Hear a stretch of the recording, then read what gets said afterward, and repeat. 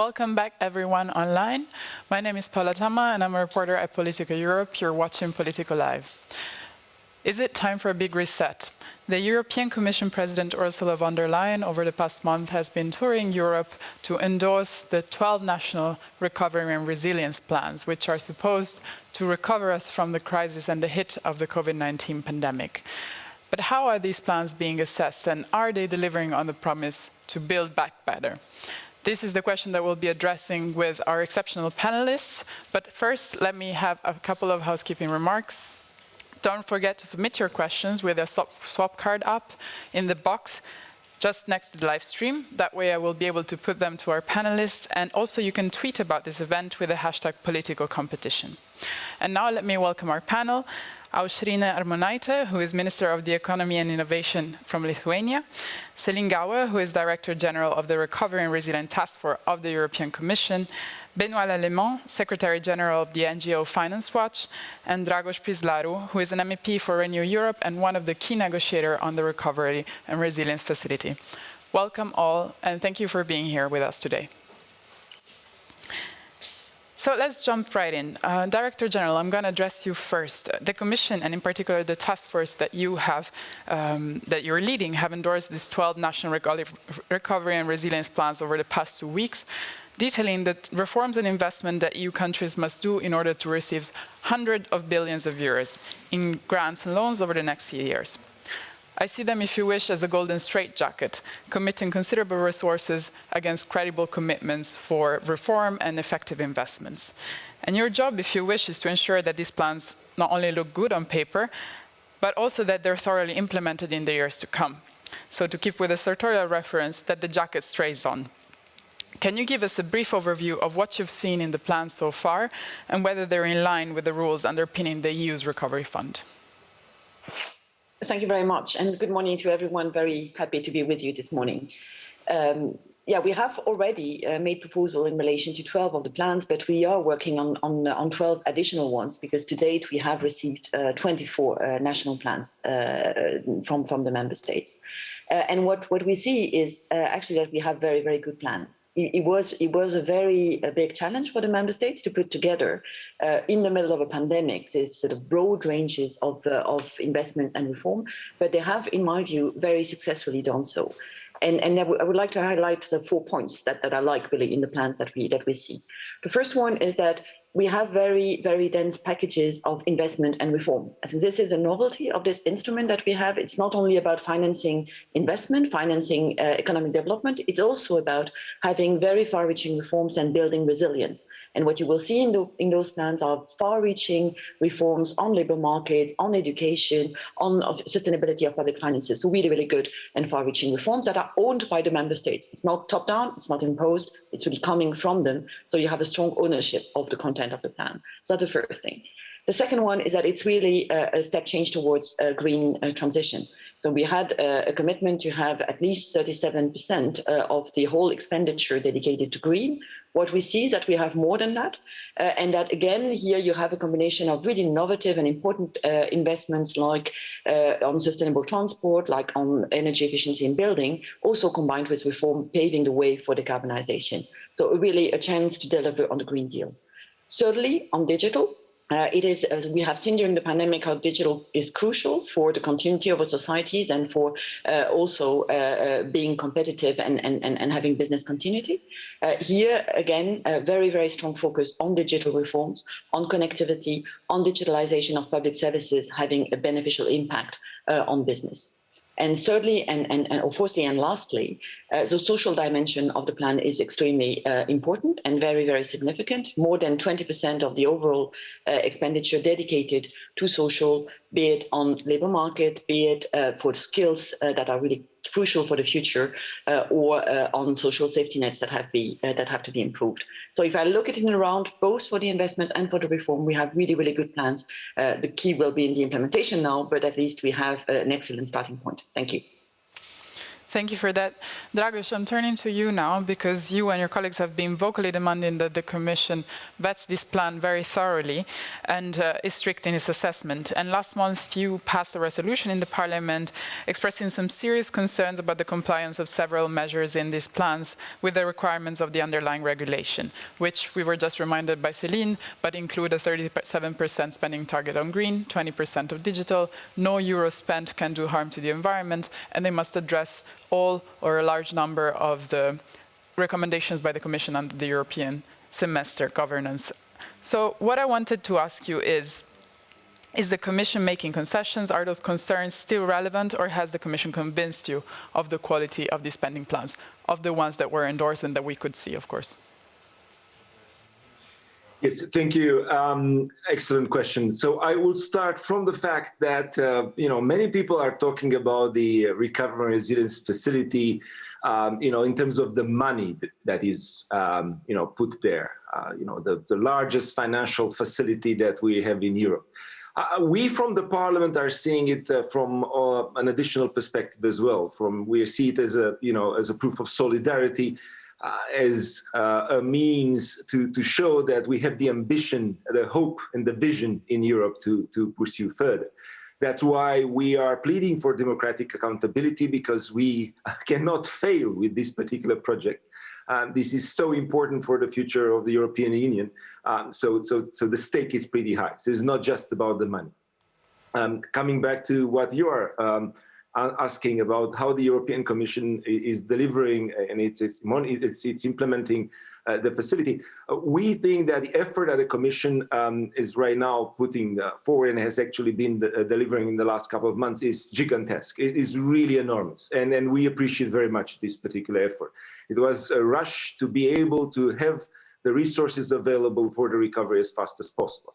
Now, in terms of how to, improve things or make things a little bit better, I mean, it's just about, trying to mobilize the stakeholders and, be sure that this exercise will not be considered just a, Brussels bureaucratic exercise, and to be sure that we are more or less kindling the spirit of the European Union and we reach the citizens to have this particular understanding that this is not just about budgets and decisions that are being taken apart from them. So that would be our role from the European Parliament side, and indeed we are pleased with what the Commission has delivered, but we will stick to our scrutiny and democratic accountability principle for the future.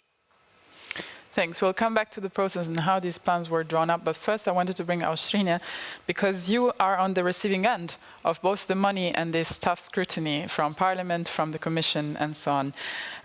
Lithuania is due to have its plan endorsed, most likely this Friday, when President von der Leyen will be in Vilnius, and you have requested 2.2 billion grants from the facility. So although Lithuania's economy wasn't as badly hit as others during the pandemic, what are the priorities for your recovery plan, and what are you spending the money on? Yes, well, hello, everybody. First of all, I must say that first half of this year, our economy, our GDP grew by 1%, and this was quite a significant sign for us because we had to implement quite a strict quarantine regime because of COVID-19. The OECD also projects that our economy will grow by 4% next year. So this plan, we see this plan in the first place as a opportunity to invest in growth, because there is nothing, to recover from, mostly because of our structure of our economy. Now, of course, we will implement important reforms, and based in the first place, based on what we have learned from this pandemic. So first of all, we have learned that global economy and global trade is already based on digital solutions, and digital skills is something that we have to address, and that we are going to invest more, and we try to echo this in our national plan. This will assure growth and productivity. Second, the industry composes around 20% of our GDP. And this was mainly the reason why our economy grew, because industry and manufacturing companies, they were in operation during quarantine.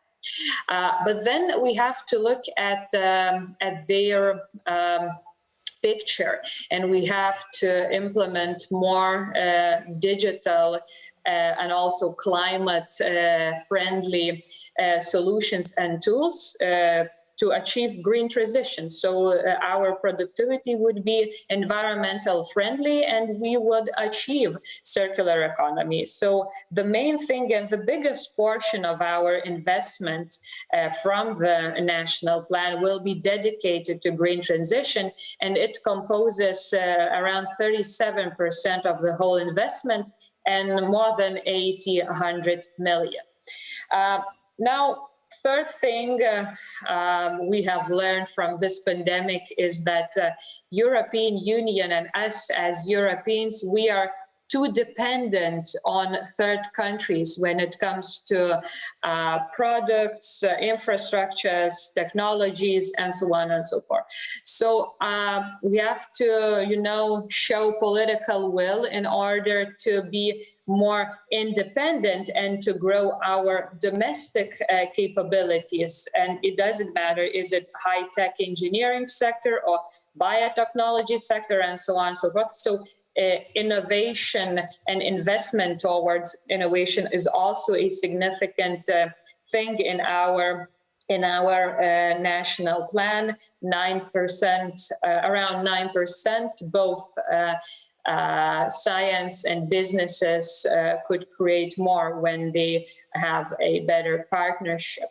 So that would be the picture of our national plan. Thank you. I want to bring in now Benoit, because his NGO Finance Watch has done analysis of the plans of those that were publicly available. And I remember speaking with him about some criticism he had on the now versus the future. So we spoke about building back better. We spoke about turning our economy more green, more digital, and resilient toward future challenges. And if we add up the money, if we add up the numbers in the recovery plans, is this promise being kept, Benoit? Thank you. And really, I welcome this debate about the need for a big reset. I also represent here a coalition of stakeholders which calls the EU and member states to rethink the recovery. So you hear from the name of our coalition that we think efforts need to be done. In a nutshell, we think the efforts right now are more about recovery than about resilience. And so we would actually call for this reset. There's a number of elements. There's the quantity, which is put on the table. I don't think we want to discuss now, and US versus EU, and is the quantity right? Then there's the quality, and we discussed it's not just the investments, it's also the reforms. And on the quality side, we think we're not there yet. So there've been great efforts, but in terms of environmental objectives and social objectives, we don't think the plans are at the level where they should be. And then, as been mentioned, there's also transparency and accountability. And we do think there's been a lack of stakeholder engagement, although the Commission had called for it, the Parliament is calling for it. We think at member states level, the way these plans have been drafted, and of course there was an urgency, so we understand that, but there's been a lack of involvement of civil society stakeholders. And I think there is an opportunity now, as the implementation will start, to have a much more open debate, listening to the many voices. But in a nutshell, we think there's a risk that we're missing this opportunity for a transformation of the European economy. And this is not just a civil society perspective, it's also a macroeconomic perspective, right? So we know that any euro which would be spent in going back to normal would be lost many times in the future, right? We have to remember that the normal that we come from is also the root cause of a problem. The pandemic is not some asteroid that came down from the sky. It has root causes in the way we produce and consume, really in the way we govern our economy. So we are really calling also for reform of the economic governance at EU level. And we are hopeful because we see that the Commission has ambitious plans for the next few weeks, having that fundamental debate. But we think more ambition is needed, definitely. Madame Gauer, I'm turning back to you now that we had this first round to ask. We have these plans. We know that on paper the Commission has given its blessing, but what do you see as the main implementation challenges going forward? It's 6 years of investment and reforms. In these 6 years, we will probably see a number of government changes, and we will see a lot of unexpected challenges being thrown at countries in implementing this. So how are you gearing up to ensure that these plans are followed through? Thank you very much. And indeed, as an implementation is going to be a big challenge. I would disagree that the plans are not ambitious enough, and I think they are really moving towards a deep transformation of the economies, but nothing's going to happen, indeed, if they're not implemented. I see three challenges, mainly three challenges. The first one is timing. I think the time we have with the member states to implement the plan is extremely limited, because all the money must be committed by 2023 and everything must be done and realized and implemented by 2026. And if you compare that with the timeline that we are used to under structural funds, for example, it is extremely limited. So member states have tried to do something to cater for that urgency, since they have front-loaded reforms, very important reforms. They have also tried to unlock everything that would prevent the absorption of the fund, and really to move really fast, even ahead of the formal vetting of their plans. And we are of course supporting them, and we will continue supporting them. But timing is a first challenge. The second one for me is ownership, and that brings back to what Benoit was saying. I think these plans have been subject to a lot of political debates in the member states.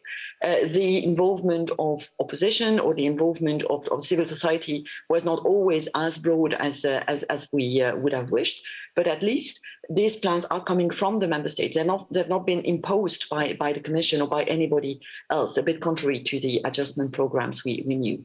But to deepen that ownership and make sure that even with changes of government, they are followed up and they continue being felt as the opportunity for the member state to transform themselves is absolutely key to their success. And here again, we will do everything we can to foster that, also in the way we operate and dialogue with the member states and civil society at EU level, but also at very much at national level.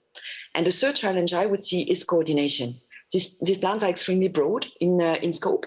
They cover really, and they have led to very dense inter-service and intergovernmental cooperation. At national level, this has to be continued.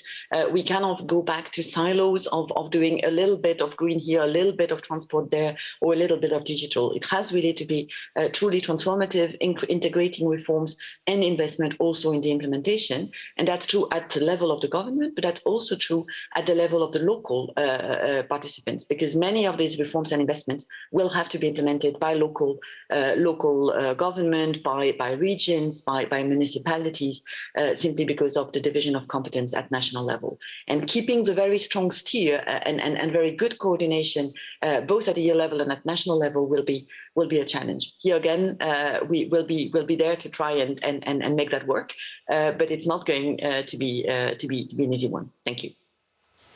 Thanks for that. Now that we have somewhat covered content, I wanted to bring in a question from the audience, from Dan Stevenson, who asked, what steps can policymakers take to include more social aspects in the economic recovery? Perhaps I'm going to put that to Ausrine, since she is representing national governments here. Well, of course, it is very important to discuss the plan with society, non-governmental organizations, universities, students even, and so on and so forth.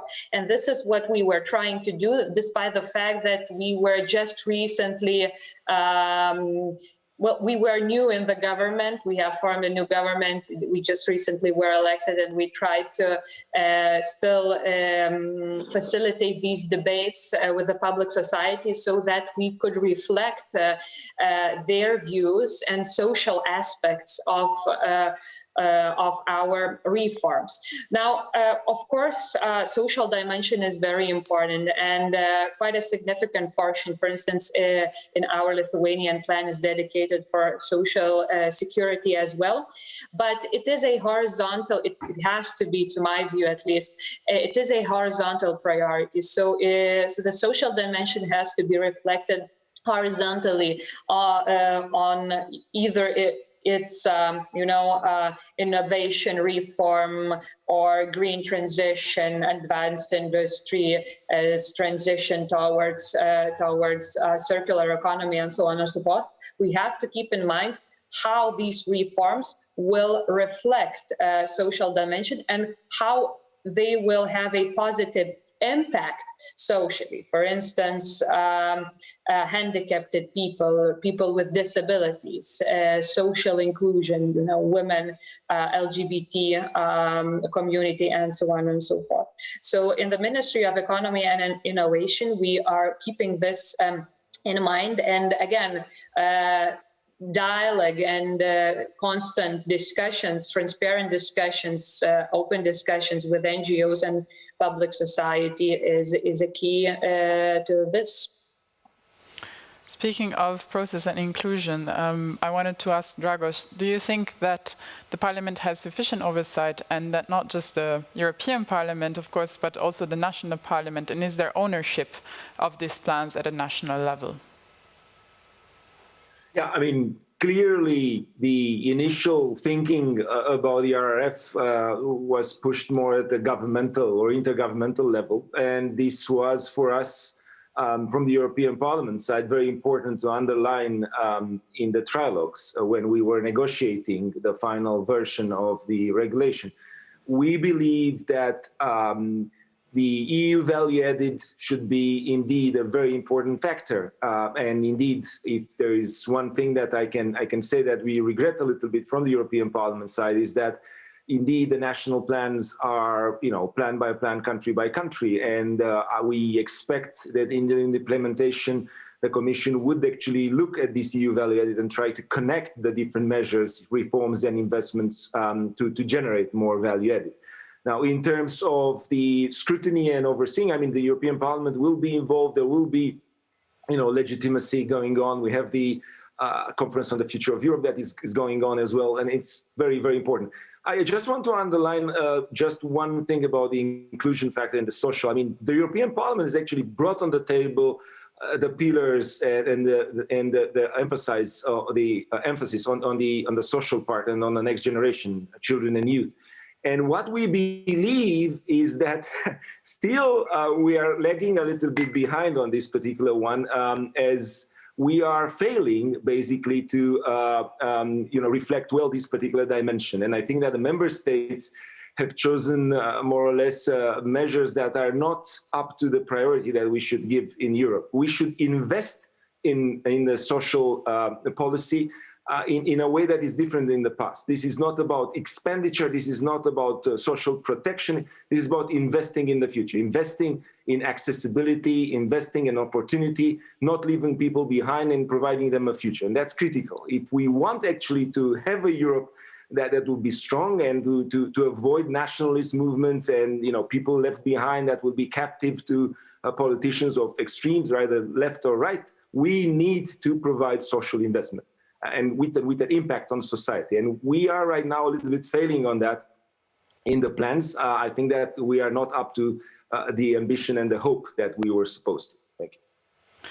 Benoit, you mentioned earlier that you would have liked more social involvement in the drawing up of these plans and oversight and the grassroots effort. But at the moment that the plans have adopted, what is the role of citizens in the plans? How are you organizing to ensure scrutiny and correct implementation of them? Thank you. And I would, echo a lot of what's been said, in particular from Mr. Pislaru just a second ago in terms of the lack of ambition on the social front. I mean, as we said, we are a movement of stakeholders. We're, youth organizations, environmental organizations, unions, consumers, etc. So there's a wide number of and diversity of stakeholders who are willing to be engaged. I think that there'll be ways to engage institutionally with in support of the Parliament, the Commission at national level. So we'll stand ready to contribute. But I think, again, going back to this transformational aspect, and when you talk about the role of citizens, I think citizens want a big reset, frankly. I mean, it's a bit painful if you remember about a year ago, so last spring during the first lockdown, I think we all remember, and if you go back to headlines from the press at the time, there was a discussion about big reset. This can never happen again. And for the first time in history, we had planes staying on the ground, etc., etc. And I think you had this feeling of desire from society to move on and turn a page. And there's a risk that right now everyone is rushing back to normal, right? And rushing back to normal means going back to a short-term thinking, rushing back to short-term GDP growth, etc. And I think we have to be very careful, because this would create the conditions for rushing back into the next crisis. And I think the social element here is key. Of course, this needs to be the key focus in the coming months, and we understand that explains the rushing back to short-term GDP growth. There's a big risk now that some of the government measures are withdrawing, that there's a major social impact in terms of laying off of people, etc. So making sure that no one is left behind, and living standards are guaranteed for all, and that workers are taken care of in the transition, indeed is key. We'll find ways to have civil society and citizens have their voice in the debate. And again, accountability at member states level. I think the Parliament is calling for that, the Commission is calling for that, will be decisive in terms of the transparency. And again, having transparency on the objectives, how you measure them, the progress you're doing on the two pillars of environmental objectives and social objectives, and reducing inequalities, I think will be key to keep the trust of people and avoid political risk, as Mr. Pislaru just highlighted. Thank you. We spoke about accountability, about European added value. Madame Gauer, I wanted to ask you, the Commission is due to endorse the plans of two countries, Hungary and Poland, with which it has a lot of open issues, especially on the rule of law. However, so far, and lastly was on display at last week's leaders' meeting, about a Hungarian bill that the Commission says it equates homosexuality and pedophilia. However, so far, the Commission has been reluctant to link the two debates. And so there is no question of stopping the recovery funds going to countries which do not respect European values and the rule of law. And you're seemingly treating them as separate issue. What I wanted to ask you is, you're not publicly linking them, but behind the scenes, when you're in discussions with these governments about their recovery plan, is that a linkage that you're making? Is that a request that you're making to Budapest? Thank you very much for your question. Before I come to that, if you allow me, I would just come back a second on the social dimension that was a bit criticized by Benoit and by Mr. Pislaru. The social dimension, if you look at it, if you look at concretely what is in these plans, I think you have very, very far-reaching reforms tackling the segmentation of the labor market, very far-reaching reforms also trying to offer a protection to the atypical workers, in particular to platform workers. You have, in those countries that had a country-specific recommendation in that respect, measures that set up and increase the level of the minimum income in those countries that do ensure pension adequacy. And in terms of expenditure, and I agree it's not only about expenditure, but also about expenditure, you have more than 20% of the overall amounts dedicated to the facility that go to investment in human capitals and to the social dimension of the plans. So for saying that it's not social enough, I think it is actually very, very social, both on the reform side and on the investment side. And the last word on the transformation or transformative nature of the plans, I think we have one element for the first time in such a program, which is the application of the do no significant harm principle, which is absolutely decisive to avoid that we make the same mistake than the one we did when we recovered from the financial crisis, and that we really have a growth that doesn't coincide or is not correlated with increased pollution or increased CO2 emissions. So just to set from my perspective the record straight on this one. On your question in relation to Hungary and Poland, I think what is really important for us is to comply with the rule of law ourselves. And we have a legal basis, which is what it is. And we have to essentially assess those two plans, like any other plans, based on the assessment criteria of the regulation, irrespective of what we may think about those measures. There are, of course, a number of aspects in the country-specific recommendations, and therefore in the assessment criteria, that are very relevant for the issue, such as the need to address corruption, the need to have better transparency in the decision making process and to have efficient and effective justice systems. So in that respect, those elements we are checking, because it is in the legal basis for us to check them, and we are obviously discussing with those governments, as we are discussing with all of the other governments, to ensure that the plans do address those recommendations as they have to. But this is really a rigorous and also a legal process, because I think we should respect the rule of law and comply with what we preach. So that's the nature of the dialogue that we are having with those two plans, on which I will not comment more in detail because they are still under assessment. Thank you. Thanks. I will just go back then to the country-specific recommendations, for instance, of Hungary, which in 2019 requested, the Commission requested to Budapest that it pays more attention to the independence of its public prosecutor and judicial independence. And in the plan, something that Hungary says is that it will make investments in its IT system of its public prosecutor. And some, including Transparency International Hungary, argue that this does not address the root cause of the independence, that independence is a question of nepotism and perhaps control and lack of separation of powers between the executive and the judiciary.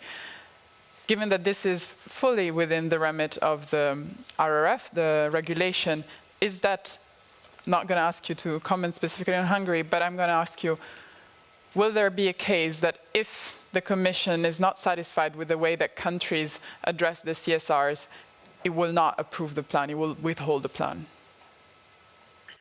Thank you. Well, if a plan doesn't comply with the requirement, with the assessment requirement of the regulation, including with the one relating to the country-specific recommendation, the Commission simply cannot propose to approve the plan. One thing, however, that is relevant for those recommendations, like for any other ones, is that member states do not have to address or do not have to tackle all country-specific recommendations, but a significant subset of relevant country-specific recommendations. And that was applicable to, well, that is applicable to all member states and to all recommendations. So that is something that we have to bear in mind in terms of using the legal powers that we do have. But trust us, we are applying a very rigorous assessment to this plan, like to any other plans. Thank you. Thanks for the answer. Dragos, I'm turning to you because you penned a letter to the Commission asking precisely to withhold funding, specifically to Hungary, over this issue. Is this a satisfactory answer? Do you think the Commission is doing enough to ensure that this money is not, the Commission doesn't lose leverage in this discussion with Hungary? Yeah, indeed, my group was, very adamant when we promoted from the Parliament side the rule of law provisions, and indeed, we should see the regulation on RF linked to the rule of law because it was quite explicitly put forward. I do believe that the Commission is right now basically concerned and following the evaluation criteria that are there. And again, Director General Gower was really right in showing the fact that not all CSRs are mandatory. On the other hand, the issue of rule of law is really a serious issue. And from the Parliament side, we will be sure that it would be respected. So it's not just about the fact that there is a CSR on Hungary or any other country, it's about the principle in itself. And we will actually press to be sure that, we are not actually taking for granted our values, and, member states will use the money to just emphasize their own regimes without taking care of implementing these key values of the European Union. So the Parliament position and my group's position would be quite adamant on that in the future as well. Thank you. I'm going to take another question from the audience, this time from René van Sloten. Austrina, I think this one is for you and is specifically addressed to Lithuania. Did member states submit transnational projects, for example, regarding infrastructure, networks, and so on? And this, I think, refers to the fact that in the regulation, there is a request to member states, if they want, to sign up to so-called flagship projects, which are investments in forward-looking technologies. That can be hydrogen, it can be batteries, it can be anything. And Lithuania, indeed, it did. Well, first of all, we hope that the whole plan will be dedicated to long-term reforms in the first place and not very particular infrastructure projects.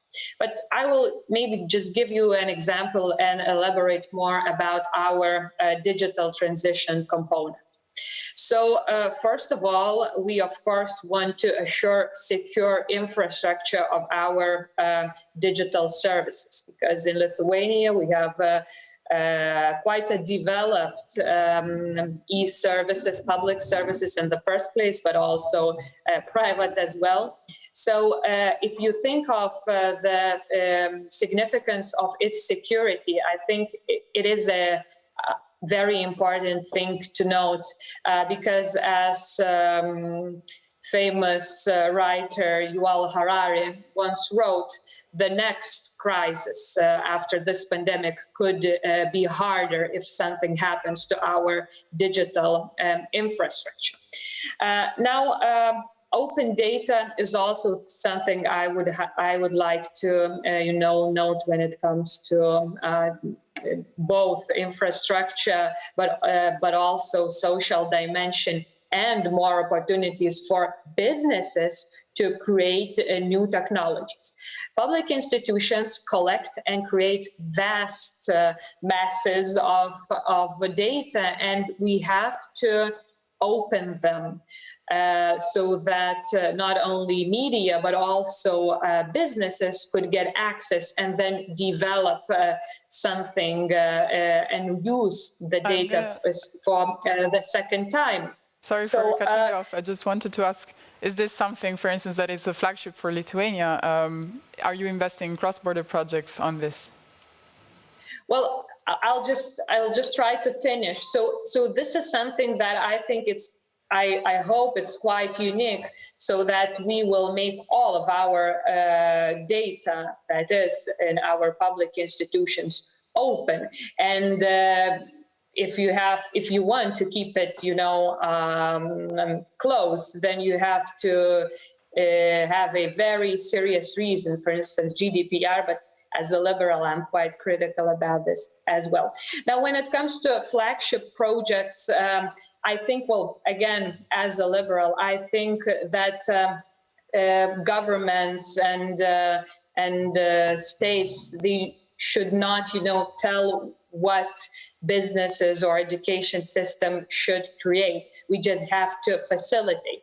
And for instance, we are going to implement an innovation reform that hopefully will create a supportive institutional framework so that businesses and science could have more opportunities to cooperate. We will dedicate more financial tools for them to do that, but they will come up with the ideas, not the very government. Thanks. And we're slowly drawing to a close. I want to have one last exercise, one last question for you all, which is, I sometimes feel that the Commission suffers from a communication deficit of doing quite interesting, quite innovative reforms and initiatives, but then failing to communicate them effectively outside. And the Recovery Fund, if you want, offers a perfect opportunity to try and reverse that deficit.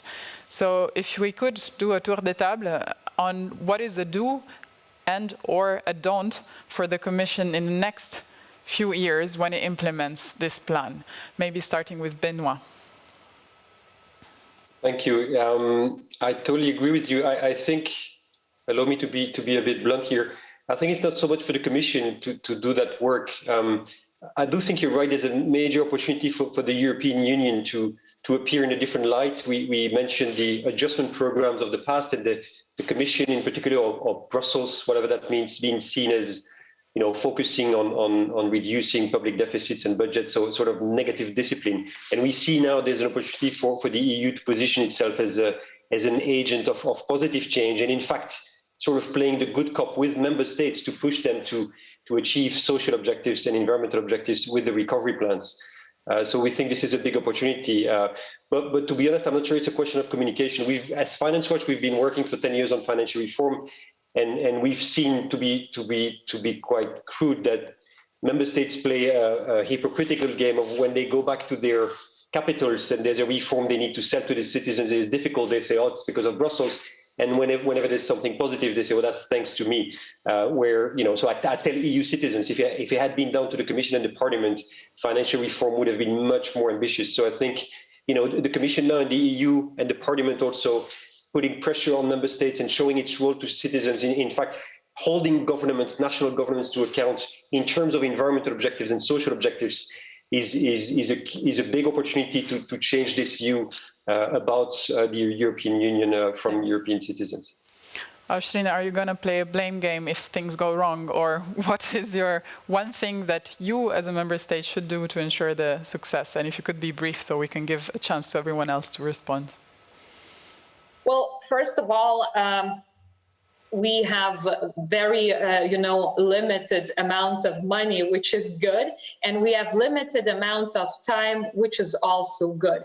So having this, very particular resources, time and money, I think this is a good push for us to implement reforms. They have to be implemented in 4 or 6 years' time. So this is something for us as politicians and decision makers. It is a good thing to know, and this is already a good push. Now, having these very particular priorities, also, I hope it will assure that this plan will, ensure growth and productivity. And being quite new in politics, I hope I won't play this game as maybe some of the colleagues, indicated. Some freshness. Thanks. Dragos, what is the one advice that you have for the Commission or in general for EU institutions to do and to get right about the recovery and the big reset?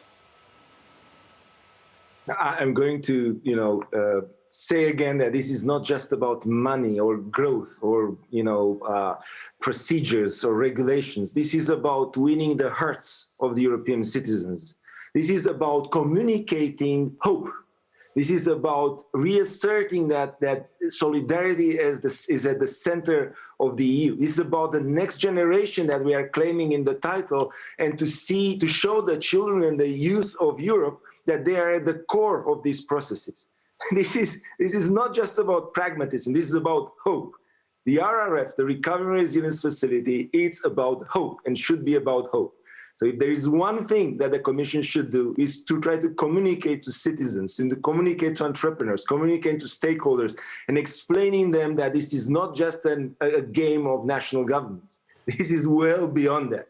It's about recovery, resilience, and embodiment of hope for the European Union as a whole.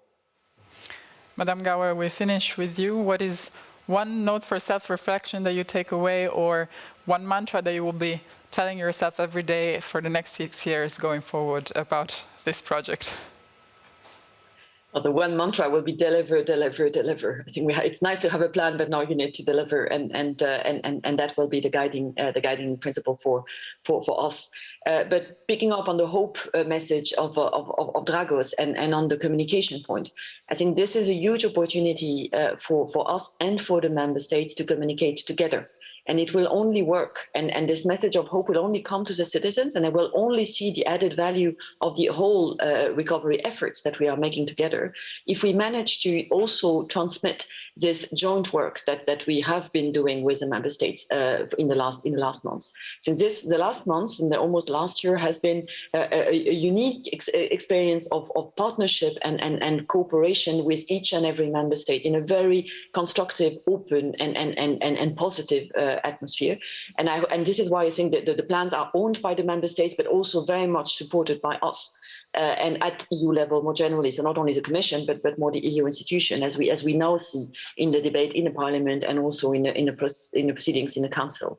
So I really hope that we can build on this partnership approach and transmit that also in the implementation, so that citizens see that when we cooperate together and work together, it really delivers the best for them and helps them out. Thank you.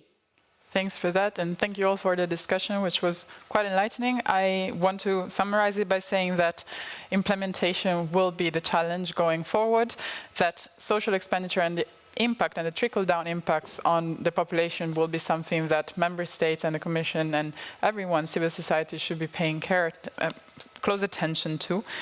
That the legal basis of the regulation limits to some extent how much can this be used as a leverage tool in other debates for the Commission, but that there is pressure from the Parliament and others to ensure that the money is well spent and is spent with European priorities in mind.